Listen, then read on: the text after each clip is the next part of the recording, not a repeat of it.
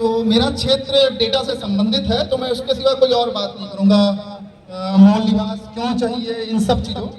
मेरा करीब 15 साल अनुभव रहा है आईटी फील्ड का, 8-9 साल देश के बाहर काम किया है डेटा साइंस और डेटा एनालिसिस में। तो ये कुछ एक चीज़ें हैं जो मैं आपके सामने, जो युवा है उनके सामने रखना चाहूँगा। ये डेटा मुझ जैसे व्यक्ति को इस मूल निवास आंदोलन के समर्थन की जरूरत क्यों पड़ी। मैं तो अच्छा खासा कमा रहा हूँ, आईटी फील्ड में आप लोग भी जानते हैं, तमाम लोग होंगे, लेकिन इस मूल निवास की हम लोग बात क्यों कर रहे हैं? अगर इस पूरी स्थिति को देखा जाए तो ये डेटा क्या बताता है आपको? गढ़वाल विश्वविद्यालय में आज से चलिए सबसे पहले मैं ये बोलना चाहूंगा कि मेरा इस श्रीनगर 6 से बचपन का नाता रहा है। मैं प्रधानमंत्री के शब्दों में बोलना चाहूंगा, क्योंकि मेरा सचमुच रहा है, क्योंकि ये मेरा मामा कोट रहा है। और ये क्षेत्र मैंने यहाँ से ग्रेजुएशन की, यहाँ से ग्रेजुएशन करने के बाद इंजीनियरिंग की, उसके बाद मैं अपने क्षेत्र में गया। तो आपसे कुछ एक स्थिति शेयर करना चाहता हूँ। गढ़वाल विश्वविद्यालय हमारे लिए कितना जरूरी है और उसमें मूल निवास की क्यों जरूरत है। जो ये श्रीनगर के लोग हैं, पहले श्रीनगर की जनता को नमस्कार, जो अपने घरों में फिलहाल सोई हुई है, धीरे धीरे आने की कोशिश कर रही है। पहले ये उनके लिए, अगर वो यहाँ आए तो वो ये भी सुने, इस गढ़वाल विश्वविद्यालय में आज से 15 साल पहले जब हमारे ही पढ़े लिखे युवा और नौजवान प्रोफेसर और टीचर बन जाया करते थे, स्थिति ये थी कि गढ़वाल विश्वविद्यालय में 80 से 90%, मैं कम बोल रहा हूँ, शायद 90% से ज्यादा हमारे पढ़े लिखे लोग प्रोफेसर लगे, टीचर लगे। मैं नाम नहीं लेना चाहूंगा, 4 भाई तो मेरे खुद के प्रोफेसर हैं, मेरे 6 भाई इस गढ़वाल विश्वविद्यालय के कर्मचारी संघ में हैं। वो कैसे लगे? क्योंकि गढ़वाल विश्वविद्यालय में स्थिति ये थी कि जो पढ़ा लिखा नौजवान था हमारे यहाँ का, जो पीएचडी कर लेता था, ऐसी बात नहीं कि उसमें कई प्रतिभा की कमी नहीं थी, अगर उनके पूरे को देखा जाए तो वो 70-80% पहाड़ों से आए हुए लोग थे, उनकी नौकरी लगी और वो सभी नौकरी पे लगे। इस गढ़वाल विश्वविद्यालय में कर्मचारी संघ की बात की जाए तो यहाँ 90% जो लोग हैं वो हमारे ही क्षेत्र के, जो क्षेत्र के मूल निवासी है, वो नौकरी लगे। लेकिन आज की स्थिति क्या है? आज की स्थिति क्या है और 10 साल बाद की स्थिति क्या होगी? क्या आपके पढ़े लिखे युवा हैं जो पीएचडी धारक हैं? मैं यहाँ से भी अगर देखना चाहूंगा 4-5-6 लोग ऐसे होंगे जो पीएचडी किए हुए होंगे।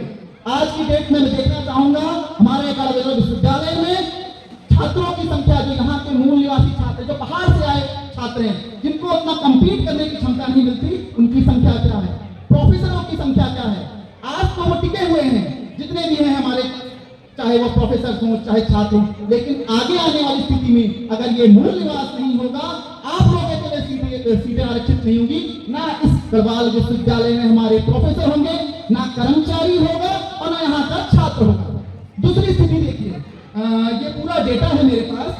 यहाँ बताया जाता है कि उत्तराखंड में करीब 37,000 से 40,000 करोड़ के प्रोजेक्ट चल रहे हैं केंद्र सरकार के, 25,000 से 35,000 के प्रोजेक्ट चल रहे हैं, ये रेलवे के प्रोजेक्ट हैं, सड़क के प्रोजेक्ट और बांधों के प्रोजेक्ट हजारों करोड़ में है।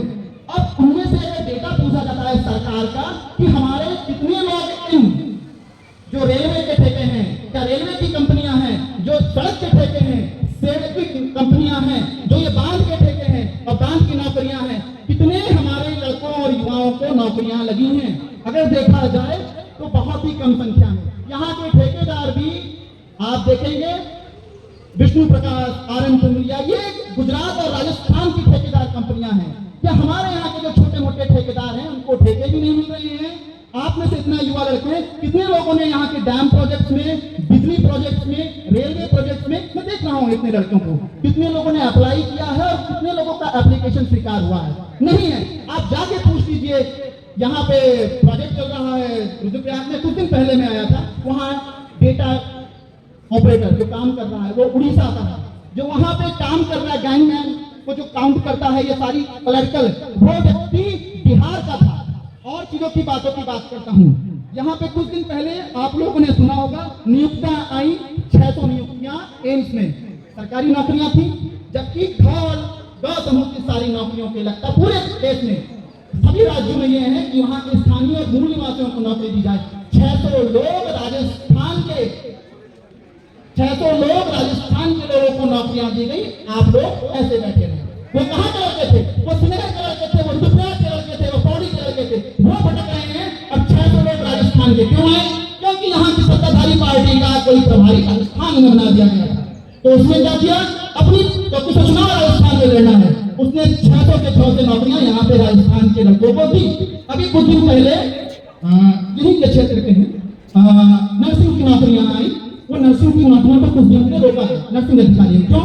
उसमें ये बताया गया 20 से 30% नौकरियां, जबकि ये समूह भाव की नौकरियां हैं, 20 से 30% से ज्यादा की नौकरियां यूपी, हरियाणा और बिहार के लड़कों ने अप्लाई की थी, उनको दे दी गई थी।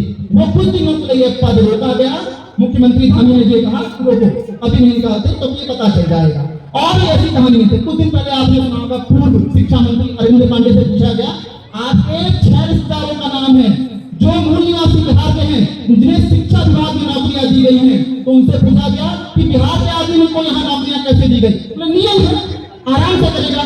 यही मैं बोल रहा हूँ, जो युवा लड़के हैं, चाहे श्रीनगर की तमाम जनता सोई है आज की डेट में, वो यहाँ पे चाहे दुकान चला के काम कर रही हो, चाहे वो टैक्सी चला के काम कर रही हो, चाहे किसी और चीज को चला के काम कर रही हो, जब हमारे लोग ही नहीं रहेंगे, इस पहाड़ पे ये डेटा बताता है कि प्रतिदिन रोजगार के अभाव में करीब 280 लोग प्रतिदिन पलायन कर रहे हैं उत्तराखंड के छोटे कस्बों से पहाड़ों में। और इस राज्य में 32% वोट की जनसंख्या बढ़ी है।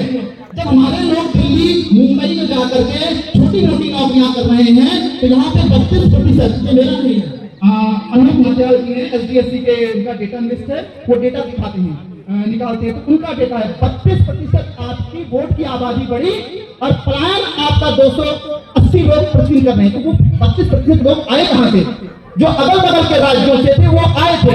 यहाँ की बताया जाता है कि महिलाओं की स्थिति, इन 5 सालों में करीब 300 महिलाओं ने बिना अस्पताल और बिना स्वास्थ्य सेवाओं के दम तोड़ा है।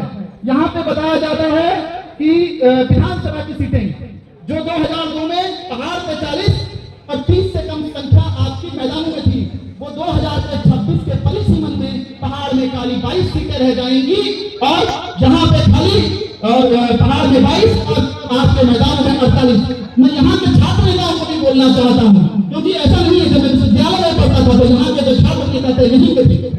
ना आप प्रधान बनने रह जाओगे, ना आप ग्राम पंचायत सदस्य बनने रह जाओगे, ना जिला पंचायत सदस्य बनने रह जाओगे। आपकी संख्या विधायक की लोग छोड़िए, आप लोग कुछ बनने वाले नहीं रह जाओगे। जो राजनीति भी कर रहे हैं, क्योंकि संख्या यहाँ की 22 रह जाएगी, 22 या 22 से कम विधानसभा सीटें रहेंगी। ना आपका मुख्यमंत्री बनेगा, ना मंत्री बनेगा। आज तो हम लोग कर्मचारी संघ के जो तमाम लोग हैं, वो ये भी कहते हैं कि हम राज्य आंदोलन कर, उनको भी सोचना पड़ेगा। उन्होंने राज्य आंदोलन के नाम पे उनको आरक्षण मिला, वो जो लगे, लेकिन आपके बच्चों का और बेटों का था। क्या दोबारा से कोई राज्य आंदोलन होगा तो हमको दोबारा से आंदोलन कोई आरक्षण मिलेगा? नहीं। क्या आप युवाओं को सोचना है? ये सोचने वाले लोग नहीं जो घरों में बैठे और सोए हुए हैं। सोचना आप युवाओं को है। आप लोग जितने भी लोग यहाँ आज पढ़ रहे हैं, उनके पिता कहीं ना कहीं फौज में रहेंगे। फौज में भी नौकरी खत्म कर दी गई है। हमारे लिए वहाँ पे अग्निवीर की योजना आई है। आपकी टीचर्स की नौकरियां नहीं लगेंगी, आपके कर्मचारी नहीं लगेंगे। जिसमें मेरे पिताजी भी हैं, उनके सरकारी नौकरी करते हैं, जिसके भरोसे मैंने पढ़ाई की है राज करी। आपको आज कोई जॉब नहीं, तो मूल निवास क्यों चाहिए? हमें मूल निवास इसलिए चाहिए क्योंकि हमें अपनी नौकरियों के अधिकार है। कम से कम समूह गवाह उठाओ की जो महिलाएं हैं यहाँ पे, आज से हमने आंदोलन किया था ये 30 दिन पहले, 2 दिन महीने पहले की बात होनी चाहिए। हमने उत्तराखंड की महिलाओं को 30% आरक्षण के लिए दबाव डाला, जिसके लिए यहाँ की राज्य सरकार सोई हुई थी। तो 30% महिला आरक्षण भी तब मिला जा करके, अगर हम लोग आवाज ना उठाए तो वो महिलाओं के लिए हो, चाहे यहाँ के छात्र के लिए हो, चाहे यहाँ युवाओं के लिए, ऐसे तमाम डेटा है मेरे पास। अगर जो लेना चाहता है तो देख ले, दिन भर बोल रहे हैं। जो सोए हुए हैं उन्हें मैं जागना चाहता हूँ कि आओ, ये कोई राजनीतिक मंच नहीं है, ना मैं कोई राजनीति करने वाला हूँ, यहाँ पे कोई लोग राजनीति करने वाले हैं, वो आप लोगों को लड़ रहे हैं। अगर आप लोग घरों से बाहर नहीं निकलोगे, आप लोग अपने युवाओं को नहीं लड़ोगे, तो आप भी रहोगे, आप भी संगीता की माँ की तरह रहोगे कि मेरी बेटी के साथ हो गया। और 1.5-2 साल हो गए हैं, राज्य सरकार अभी तक उसको कोई न्याय नहीं दिला पाई है। ये आप लोगों के सोचने का लिए जरूरी है। जो सोई हुई जनता है, श्रीनगर की जनता को सबसे पहले प्रणाम, जो सोई हुई है, जो घरों से बाहर नहीं निकलना चाहती, घरों से बाहर निकले। ये आपके बेटे और बच्चे बैठे हुए हैं, ये आपके युवा बैठे हुए हैं, ये ऐसे तमाम लोग हैं जो साथ आए हैं, जो अपनी नौकरियों और धंधों को छोड़ कर दूर से लड़कों के लिए आए हैं। वो आए और इस आंदोलन में रखो, नहीं तो कुछ नहीं बचेगा। ये आने वाले 5-6 सालों में आप याद रखिएगा, ना हमारा मुख्यमंत्री होगा, ना हमारी नौकरियां होंगी, ना हमारा क्षेत्र होगा। हम लोग यहाँ पे खाली इसलिए होंगे कि ये पहाड़ खाली हो जाए और इसे गिरा करके यहाँ खाली डैम बना दिया जाए। सिलेट खाली होगा तो यहाँ पे आधा डैम तो बना हुआ है, पूरा डैम बना दिया जाएगा। मैं आपसे बोलना चाहता हूँ कि सबसे पहले जो यहाँ के युवा हैं तो छोड़े किसी पार्टी के युवा कार्यकर्ता बनकर झंडाधारी लेकर के थैंक यू फलाना लेकर जो में निकलते रहते, वो यहाँ आए। ये जो बच्चे हैं उनकी तारीफ करनी चाहिए कि आज के लिए नहीं, कल के भविष्य के लिए आए हैं। मैं धन्यवाद देना चाहता हूँ। मेरे अपना डेटा आपको समझाने के लिए काफी धन्यवाद।